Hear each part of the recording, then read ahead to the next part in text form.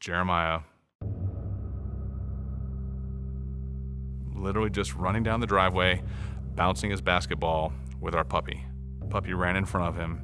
He tripped over the dachshund and landed headfirst into the concrete, directly on the left side of his head. Brought him into the bathroom, cleaned him up.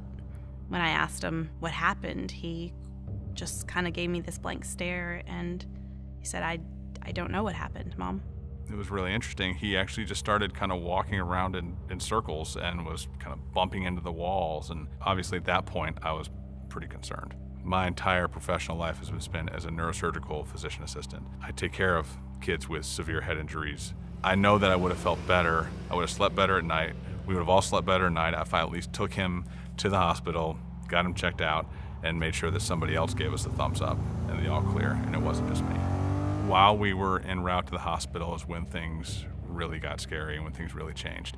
He was looking out the window and was very confused by passing cars, complaining that he couldn't lift his arms, but he was lifting his arms. And of course that made me very, very nervous. I was now beating myself up because I felt like at this point I should have just called 911. Had I known that things were gonna get this bad this fast, I should have just called 911 and let the ambulances come, but I didn't know that was gonna happen. It was really scary because I love my kids, and I just couldn't figure out what life would be without him. And my heart was really grieving for his twin sister because she was watching this. I was really nervous because I was worried that he might not make it, and I wasn't sure if everything was gonna be all right. And I was thinking about, well, what if I didn't say something nice to him? What if the last word I said to him was something mean? I was scared. Jillian was scared. I looked at Josh in the rearview mirror, and his face just looked of fear.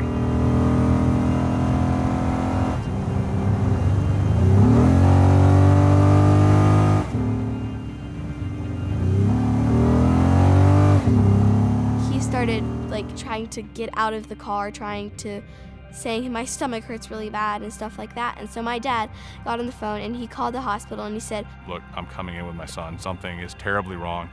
I'm not waiting in the emergency room. I'm not checking him in. I'm gonna come straight to the ambulance bay and I wanna take him straight to the CAT scanner. At this point, I'm convinced we're gonna need to call the helicopter. But more than that, I was truly worried that it was too late. I was truly worried that we had gotten so far into this that there was a chance that he wasn't gonna make it. Everything that was happening pointed at a severe head injury with some kind of a hemorrhage. He starts vomiting on the way to the hospital.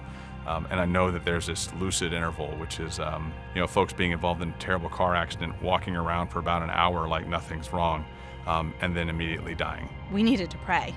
And everyone was in their own state, so I was like, okay, I'm going to be the prayer. I'm going to be the calm one. And so I just put my hand on Jeremiah's chest. Then he starts, coming in and out of consciousness. He starts passing out. And so when I put my hand on his chest, I said, God, this is your child. Again, if these aren't operated on immediately, these patients die. And you have a plan and you have a purpose for him. At this point, we're about 50 minutes past the injury. I don't believe it's over. I could look in the rearview mirror and I could see this huge expanding hematoma or blood clot underneath the scalp. He vomits. As soon as he was done vomiting, he started sneezing. One right after the other. Literally, I don't even know how many times it was, maybe 5 to 10 sneezes, and it was just 1, 2, 3, right after the other. Of all the kids I've seen with head injuries and adults and trauma victims, I've never seen that. The second he finished his last sneeze, he literally sat up, opened his eyes, looked around like nothing ever happened. Offered him a tissue. He's like, I don't need to blow my nose. And at that point, he's having full conversation, like, why are you giving me a tissue? I'm fine. He said, well, where are we going? And I said, we're going to the hospital. He said, why? I'm like, to get you checked out? And so we pull into, the ER bay, and like nothing had ever happened. Just walks out, greets the people at the front door with his friendly hello. They took him to get a CAT scan, and results came out negative, which was really good. I just called ahead, hit the panic button, and told them we need to bypass everything and get him straight to the scanner.